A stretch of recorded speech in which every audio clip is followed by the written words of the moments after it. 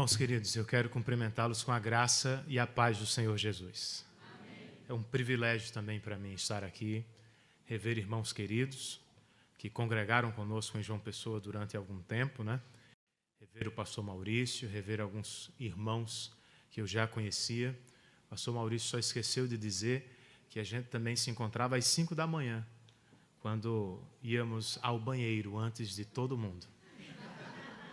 Ficamos em um andar com uns 40 homens, um banheiro só.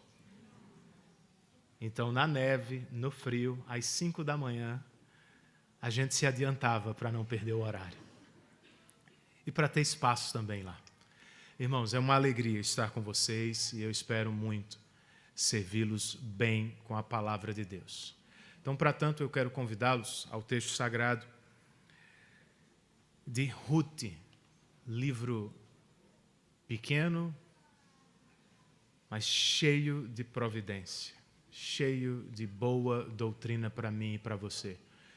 Ruth fica mais ao início do Antigo Testamento, entre os livros de Juízes e Samuel. Se você precisar de ajuda aí para chegar lá, eu quero estudar com vocês o capítulo de número 1 nessa manhã e à noite, Deus permitindo também, o capítulo de número 2. Ruth, capítulo 1.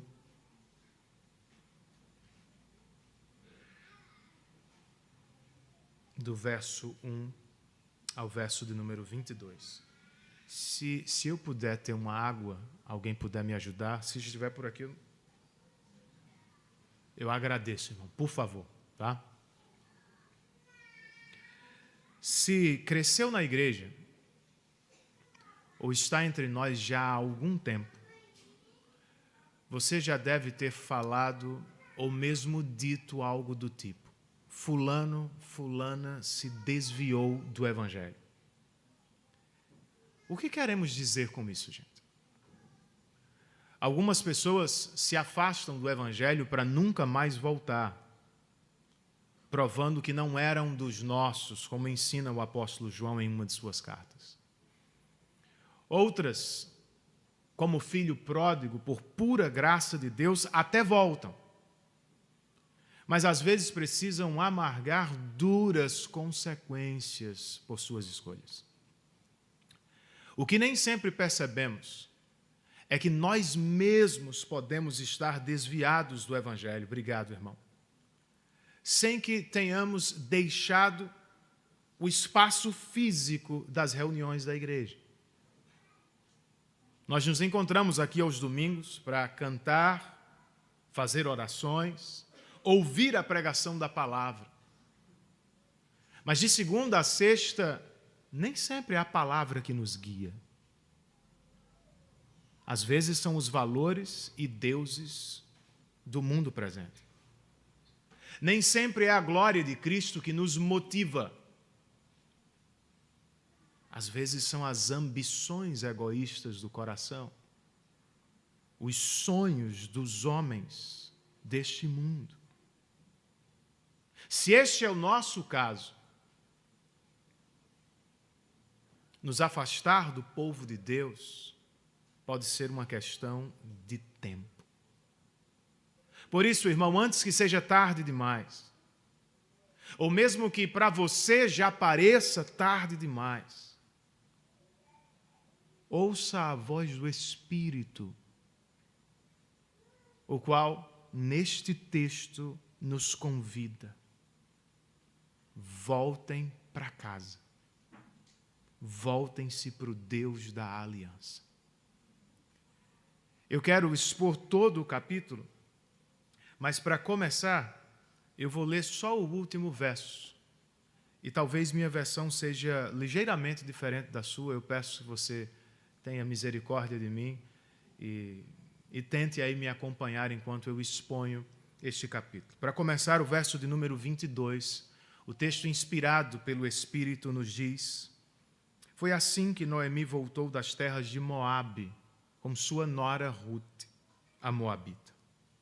Elas chegaram a Belém no início da colheita da cevada. Vamos orar mais uma vez? Espírito Santo, esta é a tua palavra.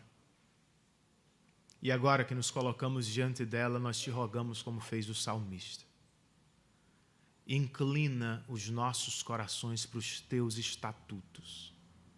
E nos faça andar, ó Espírito, nos teus caminhos. É possível que tenhamos nos afastado deles. E que talvez estejamos lutando para voltar. Fala-nos com poder e graça. E nos coloca outra vez no caminho do Evangelho. Nós te pedimos isso, Espírito. Em nome de Jesus e para a glória dele. Amém.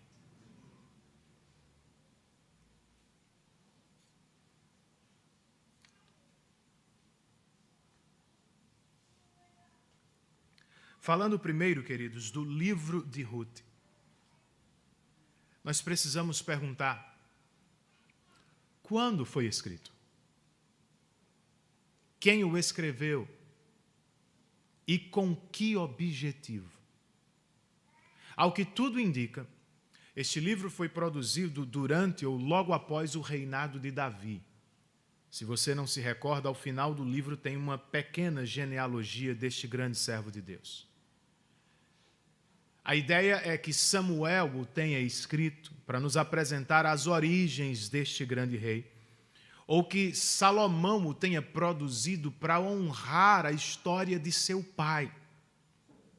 Em muitas Bíblias hebraicas, explica o teólogo do Antigo Testamento Bruce Waltke, Ruth está posicionado logo após Provérbios, muito provavelmente para substanciar a idealização daquela mulher virtuosa. Lembram?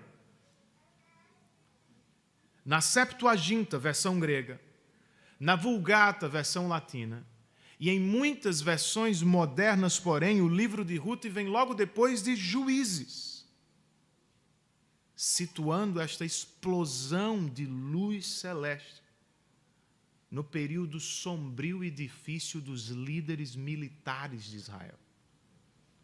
E faz todo sentido, porque uma das mensagens principais deste livro é: Deus está trabalhando, irmãos, até nas horas mais escuras da história de seu povo. Voltando ao capítulo 1, você precisa perceber, notar, que a palavra que domina o capítulo é o verbo voltar. Aparece inúmeras vezes. E com isso o autor sagrado não nos deixa no escuro quanto à mensagem do texto. É um convite. Não, talvez seja melhor dizer, é uma convocação do Espírito. Voltem para casa. Voltem-se para o Deus da aliança hoje. Para tanto, em primeiro lugar, reconheça que voltar é necessário. Versos 1 e 2, volte os seus olhos para o texto comigo e me acompanhe enquanto eu leio para você. Na época dos juízes, houve fome na terra. Um homem de Belém de Judá, com a mulher e os 2 filhos, foi viver por algum tempo nas terras de Moabe. O homem chamava-se Elimeleque, sua mulher Noemi, e seus 2 filhos Malom e Quilion. Eram efrateus de Belém de Judá. Chegaram a Moabe e lá ficaram. A época dos juízes cobre algo em torno de 350, 400 anos depois da conquista da terra prometida. E ela foi marcada, caracterizada pelo refrão que se acha no último verso do livro que carrega o mesmo nome. Naquela época não havia rei em Israel. E por isso cada um fazia o que lhe parecia certo aos olhos. Esse período foi marcado por eventos circulares. O povo de Deus pecava contra o Senhor e se distanciava dele, se desviava de seus caminhos. Deus, então, os disciplinava, os entregando aos inimigos que estavam em volta deles. O povo então se arrependia, clamava por salvação e por pura graça Deus os libertava por meio de líderes militares, os juízes da época. Foi nesse tempo que por disciplina Deus trouxe fome sobre a terra. Não parece ter sido algo generalizado.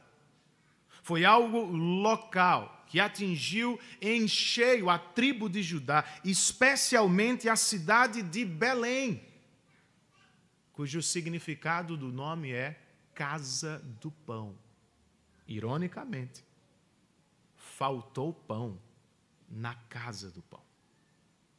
E a pergunta que se colocava diante dos homens e mulheres de Deus era: o que fazer agora?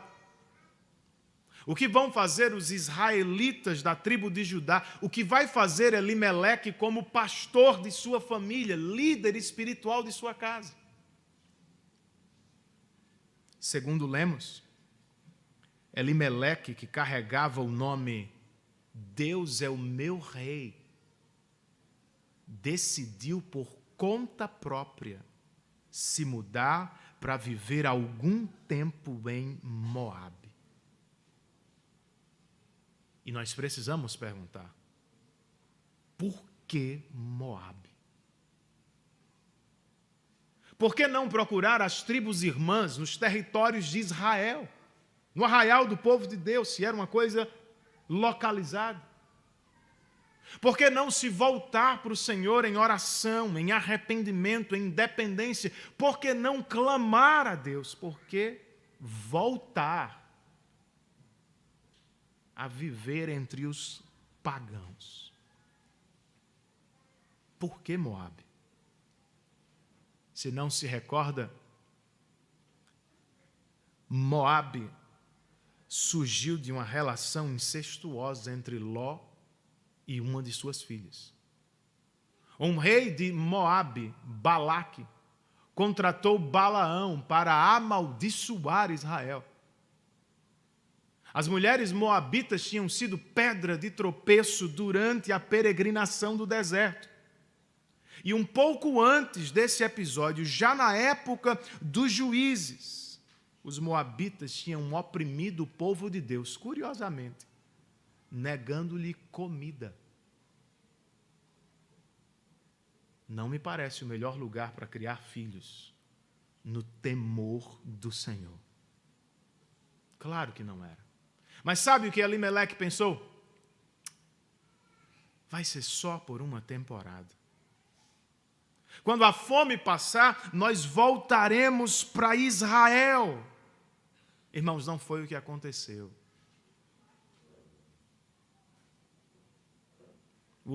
Por algum tempo do verso 1, tornou-se no verso 2, chegaram a Moabe e lá ficaram. E lá ficaram por anos, longe do povo de Deus, longe da reunião dos santos, longe da influência do povo de Deus. E o que aconteceu, gente, em Moabe? Versos 3, 4 e 5. A palavra do Senhor registra que morreu Elimeleque, marido de Noemi, e ela ficou sozinha com 2 filhos. Eles se casaram com mulheres moabitas, uma chamada Orfa e a outra Rute. Depois de terem morado lá por quase 10 anos, morreram também Malom e Quilion, e Noemi ficou sozinha, sem os seus 2 filhos e sem o seu marido. Se a morte deste homem tem relação direta com sua desobediência, nós não podemos precisar. O texto não é explícito, pelo menos eu não consigo ver. Mas o que é explícito, o que sabemos, é que agora Noemi ficou sozinha em Moabe com 2 filhos. Bem, agora ela vai voltar para a terra prometida, vai procurar abrigo outra vez no meio do povo de Deus? Não. ela resolveu ficar em Moabe. E por isso seus 2 filhos se casaram com 2 mulheres moabitas, pecando outra vez contra o Senhor. E depois de 10 anos de casamento, os 2 morreram. E o texto de novo nos diz: Noemi ficou sozinha. Sozinha sem o marido, e agora sozinha sem o marido e sem os 2 filhos. Em termos atuais, coloca um comentarista bíblico, a situação de Noemi seria comparável à dos sem-teto que perambulam nas cidades do nosso país. Ou seja, nós estamos falando de uma situação de extrema dificuldade. Mas veja, não começou assim. A história de Noemi, o que lemos ao início do livro de Ruth, começou com decisões erradas, gente. Nossos irmãos decidiram por conta própria se afastar do povo de Deus. Nossos irmãos decidiram por conta própria viver no meio de um povo pagão. Nossos irmãos, por conta própria, decidiram por se casar com mulheres moabitas. E tudo isso eles decidiram porque momentaneamente Deus não era o rei de seus corações. Não é o que nós vivemos às vezes. Como Elimeleque, por vezes nós nos esquecemos de quem somos. Cantamos e declaramos que Jesus é o nosso rei. Mas em vários momentos da semana, nós vivemos como se fôssemos os soberanos da história.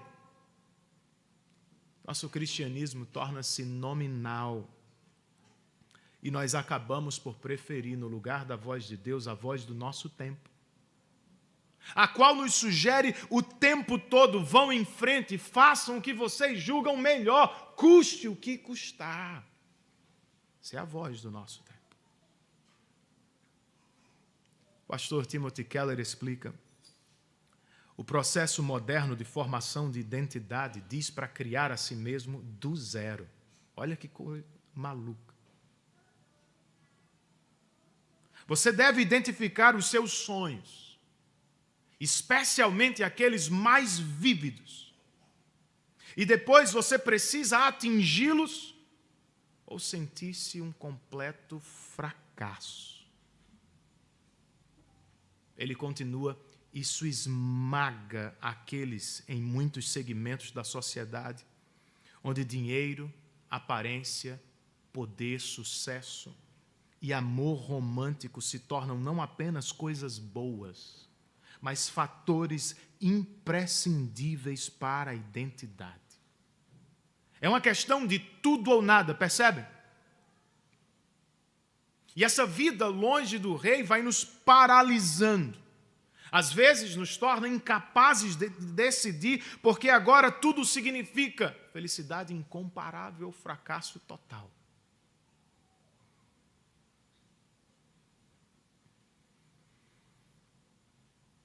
Em outros momentos, nós não nos esquecemos do Senhor inteiramente. Apenas abrimos concessões.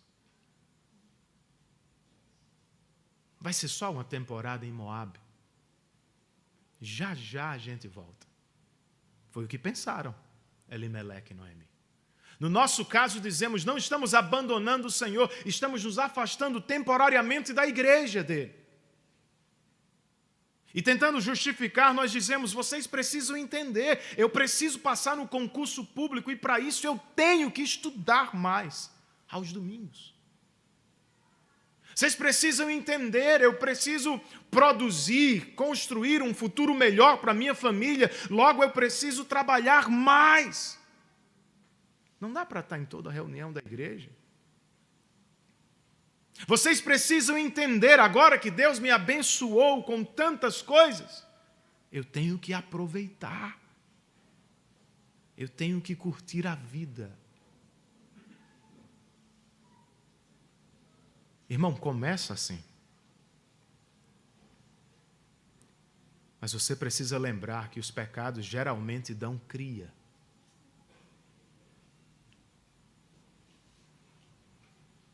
Deixar de cultuar nos tira do raio de influência da voz de Deus. E se afastar do povo de Deus é se afastar dos modelos de piedade que Ele mesmo nos deu. Logo estamos raciocinando como Noemi e seus filhos. Não tem israelita. Vai com moabita mesmo. Será que é o melhor caminho, querido? Quando a fome chega, para onde corremos? Quando a crise financeira bate à nossa porta, qual é a primeira coisa que nós cortamos? O encontro com os santos. A contribuição com a igreja local. E que caminho você toma para resolver esta crise? Qualquer um, mesmo que envolva pecado. E jovem, e se você acha que está demorando para casar, Deus parece tardar em trazer um jovem crente. O que é que você faz? Você vai em busca de um descrente e depois justifica? Não, irmão. É melhor estar ao lado do Senhor, no vale da sombra da morte, do que na bonança e longe dele. Porque em todo tempo, em qualquer circunstância da vida, Ele cuida de seu povo.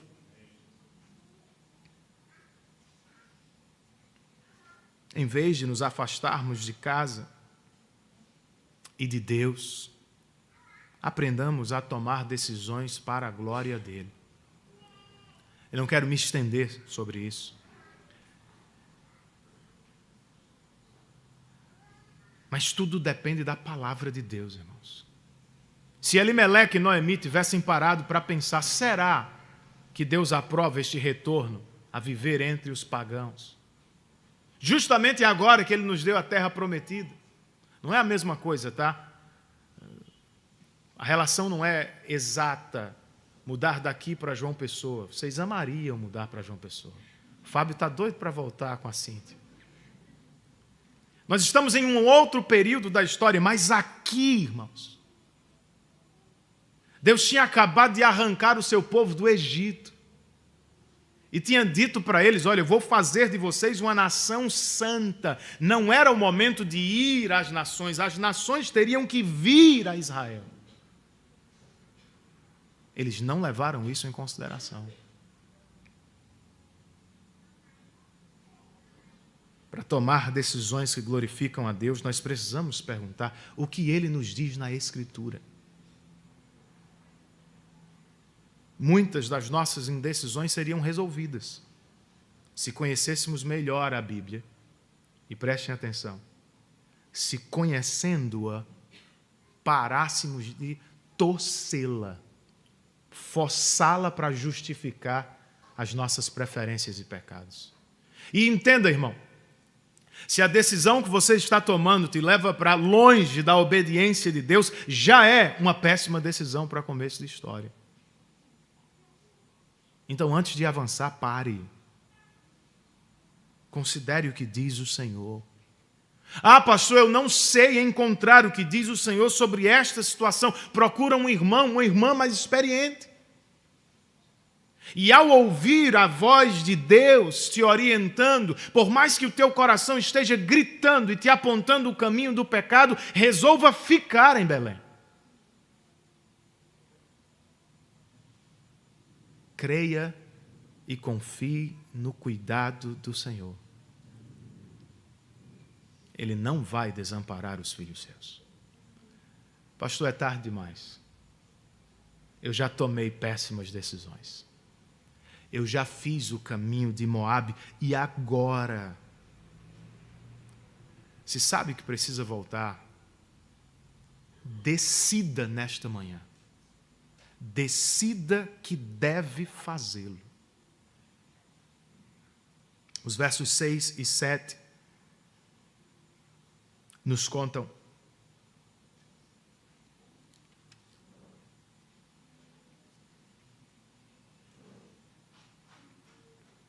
quando Noemi soube em Moabe que o Senhor viera em auxílio do seu povo, dando-lhe alimento, decidiu voltar com suas 2 noras para sua terra. Assim, ela, com as 2 noras, partiu do lugar onde tinha morado. Lembre-se, Elimeleque e Noemi se mudaram para Moabe, pensando que morariam ali por algum tempo. O algum tempo se tornou, e ali ficaram, e o ali ficaram progrediu para viveram ali por 10 anos no mínimo, depois do casamento dos filhos.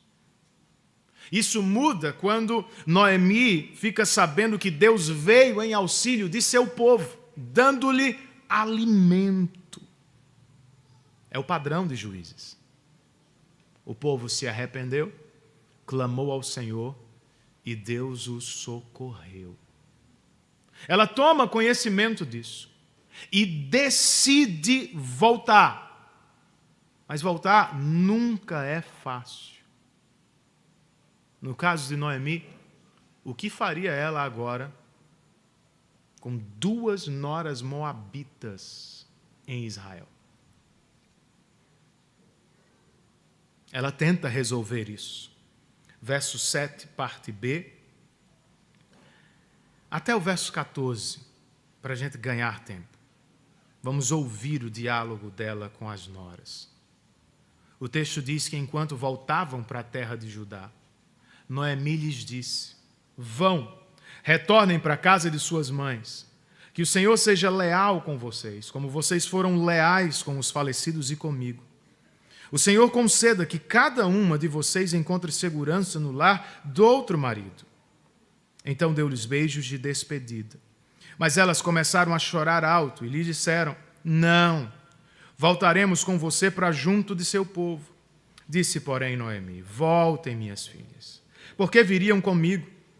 Poderia eu ainda ter filhos que viessem a ser seus maridos? Voltem, minhas filhas, vão.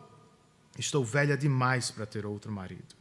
E mesmo que eu pensasse que ainda há esperança para mim, ainda que eu me casasse nesta noite e depois desse à luz filhos, iriam vocês esperar até que eles crescessem? Ficariam sem se casar à espera deles? De jeito nenhum, minhas filhas. Para mim é mais amargo do que para vocês, pois a mão do Senhor voltou-se contra mim. Verso 14. Elas então começaram a chorar alto de novo. E depois Orfa deu um beijo de despedida em sua sogra. Mas Ruth ficou com ela. Há quem diga que Noemi está tentando se livrar de suas noras por vergonha. A presença delas em Israel seria um lembrete constante de sua desobediência. Eu acho que não. Eu acho que ela está simplesmente tentando ajudar as noras, sem, contudo, levar Deus em consideração. É como se dissesse: por que vocês vão me seguir agora que eu não tenho mais filhos? E vocês não percebem, a mão do Senhor se voltou contra mim. Andar comigo é sofrer comigo. Voltem para Moabe, a vida vai ser mais fácil para vocês. Orfa ouviu a sogra e concluiu: ela tem razão. Os campos de Moabe me são mais verdes, mais promissores. Eu vou voltar. E veja, talvez até fossem mesmo mais verdes e mais promissores. E talvez ela tenha encontrado tudo o que mais precisava na perspectiva material. Mas como coloca o pastor Ian Duguid em um de seus comentários, com essa escolha sensata e simples, Orfa se foi, deixando as páginas da Bíblia para sempre. Ruth ouviu a mesma coisa de sua sogra. Mas, ao contrário de Orfa, resolveu ficar. Por quê, gente? Versos 15, 16, 17 e 18. Então Noemi a aconselhou Ruth. Veja, sua concunhada está voltando para o seu povo e para o seu Deus. Volte com ela. Ruth, porém, respondeu: não insistas comigo que te deixe e que não mais te acompanhe. Aonde fores, irei, onde ficares, ficarei. O teu povo será o meu povo e o teu Deus será o meu Deus. Onde morreres, morrerei e ali serei sepultada. Que o Senhor me castigue com todo rigor, se outra coisa que não a morte me separar de ti. Quando Noemi viu que Ruth estava de fato decidida a acompanhá-la, não insistiu mais. Comentando esta passagem, o pastor John Piper escreve: quanto mais ponderamos essas palavras, mais surpreendentes nos parecem. O compromisso de Ruth com sua sogra desamparada é simplesmente espantoso, gente. De fato. Por quê? Primeiro, porque significa que Ruth deixou família e terra para trás. Segundo, significa que até onde podia ver, ela viveria por todos os seus dias como uma viúva. Terceiro, porque significa que ela vai viver em um povo, ou no meio de um povo completamente desconhecido, nova língua, novos costumes, nova cultura. Quarto, porque significa assumir um compromisso tão radical quanto o casamento com a sogra. Que o Senhor me castigue com todo rigor se eu me separar de ti. E quinto, e mais importante, significa assumir um compromisso com o Deus vivo e verdadeiro de Israel. Mesmo tendo ouvido de sua sogra sobre o Deus de Israel, ele se voltou contra mim. Obviamente por obra do Espírito em seu coração. Ruth deu as costas para os falsos deuses de Moabe e se entregou de corpo e alma aos cuidados do Deus de Israel. Por que ela o fez, gente? Ou antes disso, por que Noemi voltou para Belém? O texto nos diz porque ela ouviu que Deus viera em auxílio de seu povo. É o que acontece no meio de uma igreja saudável, gente. Nos cultos públicos, nas reuniões dos lares, nos encontros de discipulado, de aconselhamento, de estudo bíblico. Deus vem. Deus sempre vem em auxílio de seu povo. Por que você não decide voltar nesta manhã? Por que não resolve buscar outra vez a comunhão dos santos? Pastor, vai ser difícil. Foi difícil para Noemi. Engula o orgulho, irmão. E volte para casa hoje. Noemi acertou nisso. Mas ela também errou, gente. E errou feio. Quando mandou as 2 noras voltar para Moabe. Por que ela fez isso? Talvez tenha pensado, é a coisa mais fácil a fazer, é a terra delas, é melhor. Ou talvez, como às vezes nós pensamos, ela tenha considerado, essas mulheres nunca vão se interessar pelo nosso Deus. Ou talvez pior. É possível que nenhuma preocupação espiritual verdadeira tenha passado pela mente dela.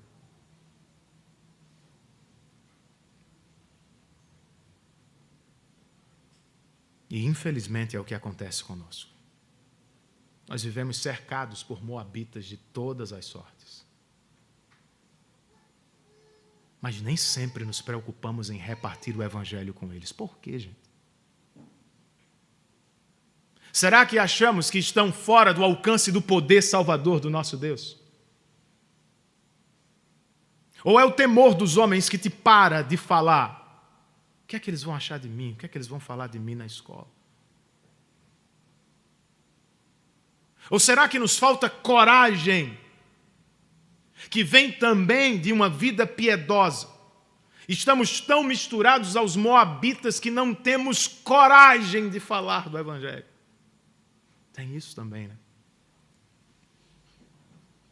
Seja como for, lembre-se, tem Rutes nas repartições, nos hospitais, nos canteiros de obras onde trabalhamos. Tem Rutes nas escolas, faculdades e cabines de estudos onde estudamos. Tem Rutes nas academias, nos parques, na praia onde praticamos esportes. A questão é quem vai chamá-las.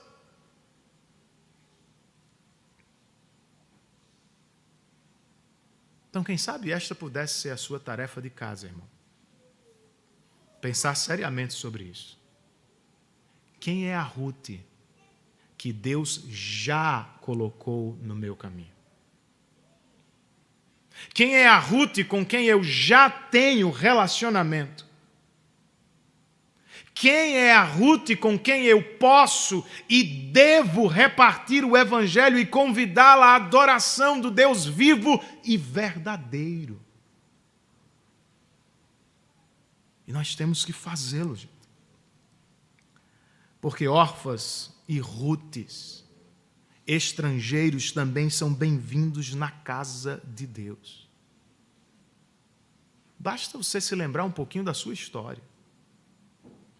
Como estas mulheres, nós nascemos estranhos à graça de Deus.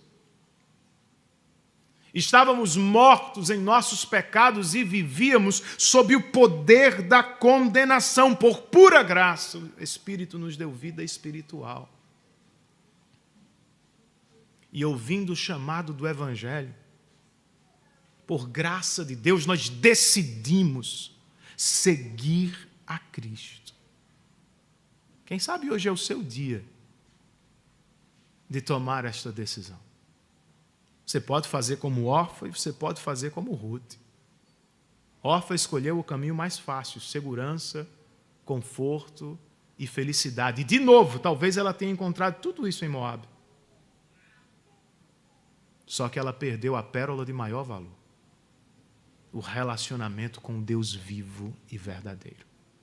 Ruth, ao contrário dela, deixou tudo para trás, perdeu tudo o que tinha para ganhar Deus e seu povo.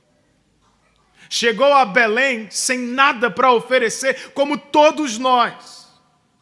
Mas em breve ela vai ouvir que sejas ricamente abençoada pelo Senhor, o Deus de Israel, sob cujas asas você veio buscar refúgio.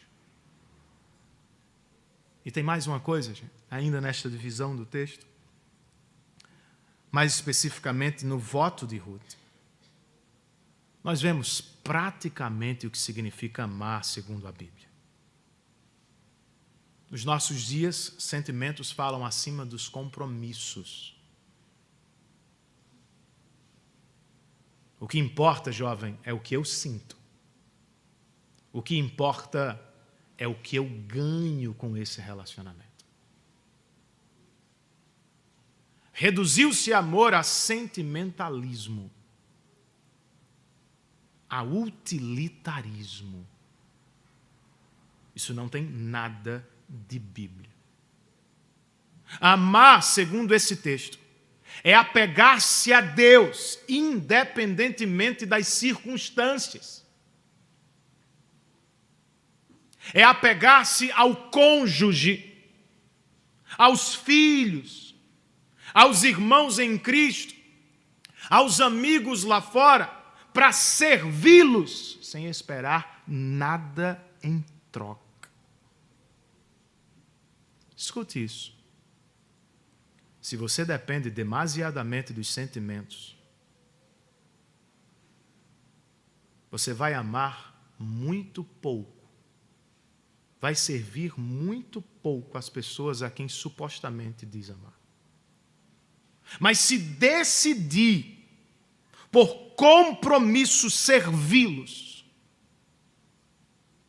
você vai sentir por eles muito mais do que imaginou ser capaz. Se você é daquele que espera ser servido para servir, você vai acabar seu casamento. Você vai perder seu filho. Você vai perder irmãos e amigos. Mas se resolve servir, independentemente de ser servido, você vai salvar seu casamento. Você vai fortalecer a amizade. Você vai preservar os laços no poder do Evangelho de Cristo.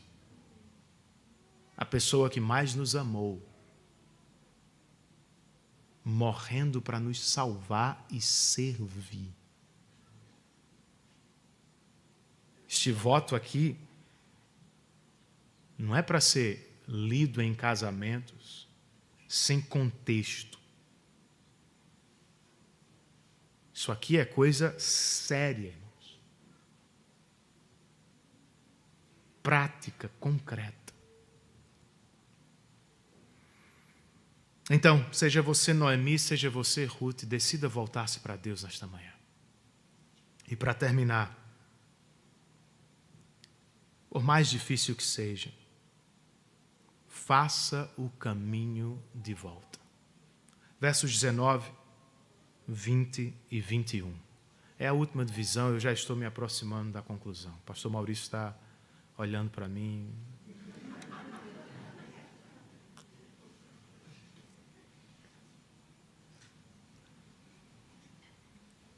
Versos 20, 19, 20 e 21.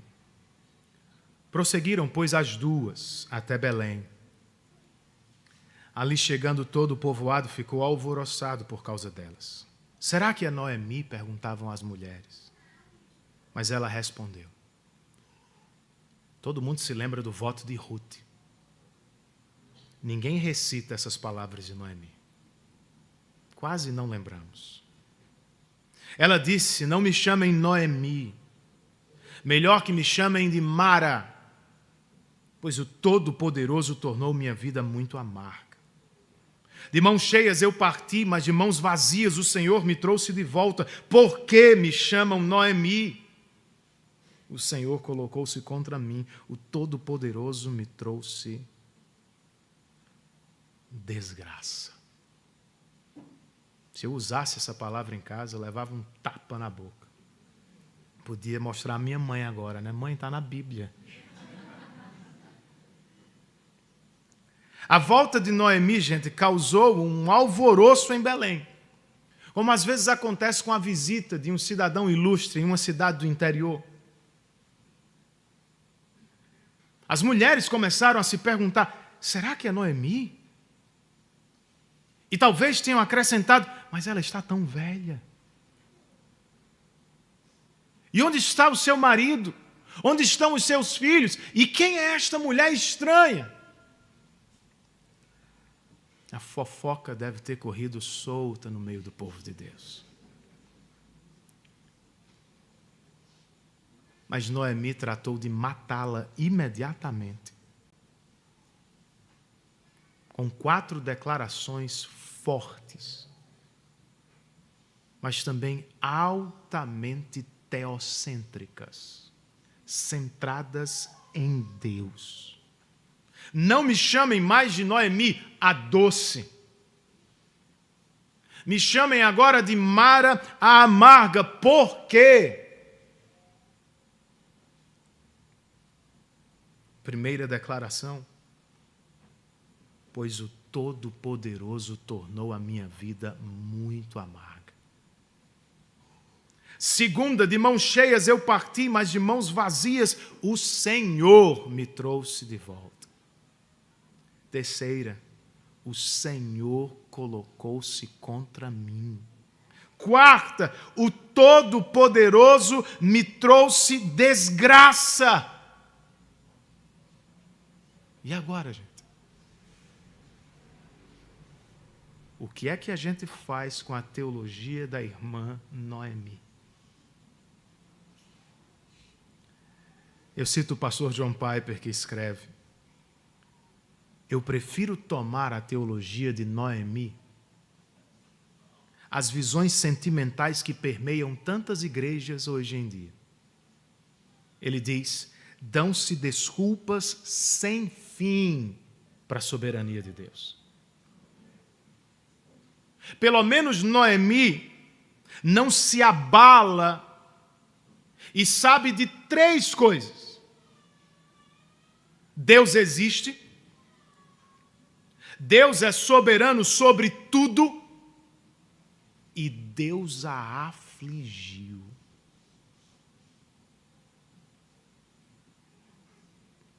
A teologia de Noemi está correta, irmãos. Mas também se acha incompleta. Não contempla a providência de Deus. Não leva em consideração o amor inabalável, leal de Deus por seu povo. O último verso do capítulo nos oferece um vislumbre do que eu estou dizendo. Foi aquele que lemos ao início. Foi assim que Noemi voltou das terras de Moabe, com sua nora Rute, a moabita. Elas chegaram a Belém no início da colheita da cevada. Isto é, Noemi não voltou de mãos vazias, coisa nenhuma. Ela tinha Rute. Rute que acabara de jurar lealdade até a morte. Além disso, Noemi ainda não podia ver. Chegaram ao início da colheita da cevada. Ela ainda não podia vislumbrar. Mas por trás das cortinas, nos bastidores, Deus já estava trabalhando para resgatá-la nas plantações de Boaz. Nós somos iguaizinhos. Você quer criticar a irmã Noemi? Antes disso, se enxergue nela.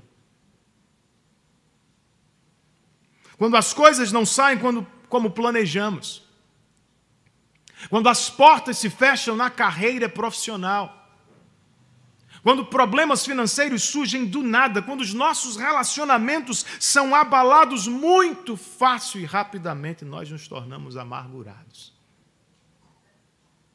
Uns com os outros e até com Deus. Às vezes não dizemos para os outros, mas certamente pensamos, como Noemi. Deus se voltou contra mim. Deus tornou a minha vida muito amarga. A grande questão, querido, é como sair desta amargura. Como Noemi, não abra mão da soberania de Deus. Mas, diferentemente dela, não se esqueça do amor do Senhor. A soberania de Deus, irmãos, é o nosso consolo. Dar a Satanás o controle decisivo, ou atribuir a dor ao acaso, nem é verdadeiro, nem ajuda de verdade. Quando o mundo está ruindo à nossa volta, nós precisamos de um lugar seguro, de uma rocha inabalável sobre a qual fincar os pés. Sabe qual é essa rocha? O teu Deus reina sobre tudo, irmão. Ele é soberano. A soberania de Deus, irmã querida, se estende desde o Congresso Nacional até a cozinha de tua casa. O teu Deus reina. Ele toma a chuva, Ele dá a chuva, como o texto nos diz. Ele controla o voo dos pássaros e o cair das pedras. Ele governa sobre o levantar e o descer dos reis, bem como sobre a minha e a tua saúde. O nosso Deus é soberano. Noemi está certa.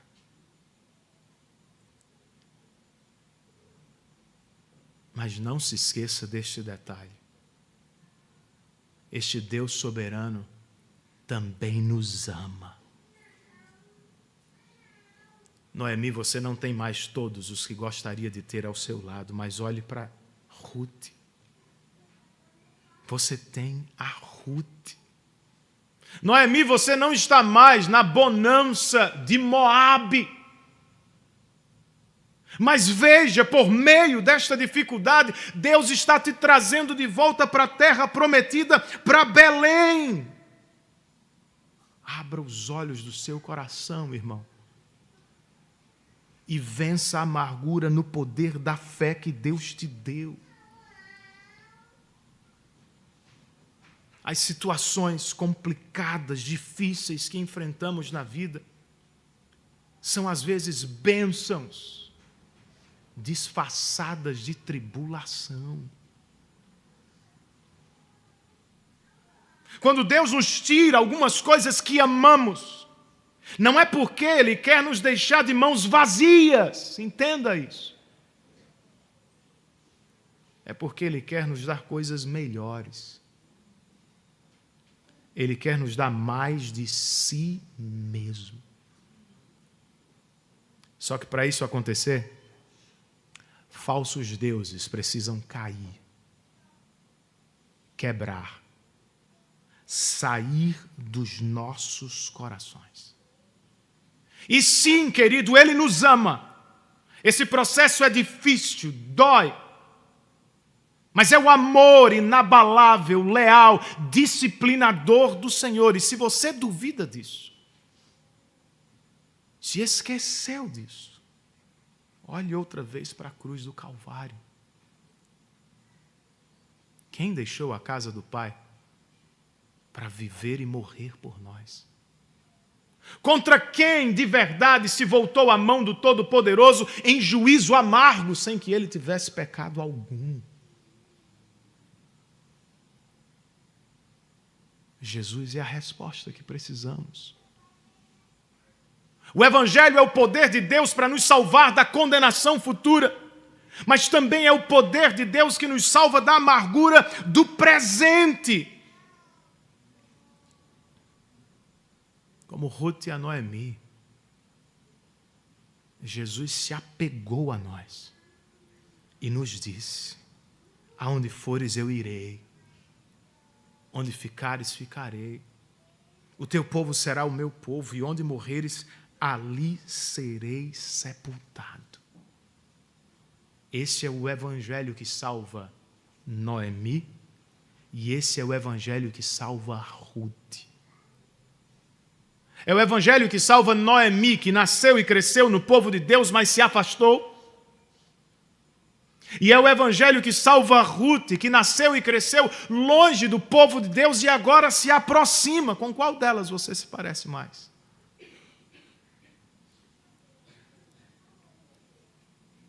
Não é o mais importante. Não é determinante. O importante mesmo, o surpreendente do Evangelho é o seguinte: há um lugar na mesa para você. A comunhão com o Pai, o Criador dos céus e da terra, está aberta para você. Porque Jesus Cristo bebeu o cálice amargo da ira de Deus no seu lugar. Você crê nisso, irmão? Você se lembra disso? Você quer voltar para casa? Então faça-o hoje. Dos desvios dos anos, dos meses ou desta última semana. E voltar envolve basicamente duas coisas para concluir: arrependimento e fé.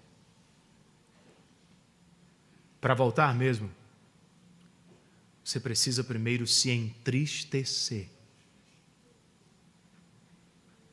pelos pecados cometidos contra o seu Deus. E depois você precisa se apropriar do Evangelho de novo. Exercer a fé que recebeu como um dom de Deus para tomar posse dele de novo e se alegrar no fato de que Deus continua perseverando com o seu povo pecador.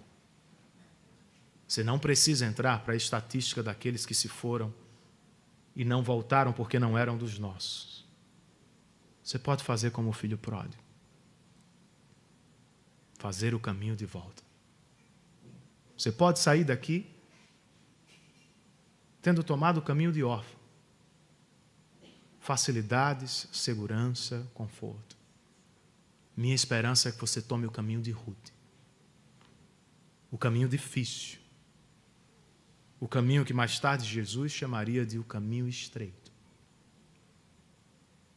Só que é este caminho que leva à vida eterna. Que Deus, por sua graça, aplique sua palavra aos nossos corações. Deus os abençoe, queridos.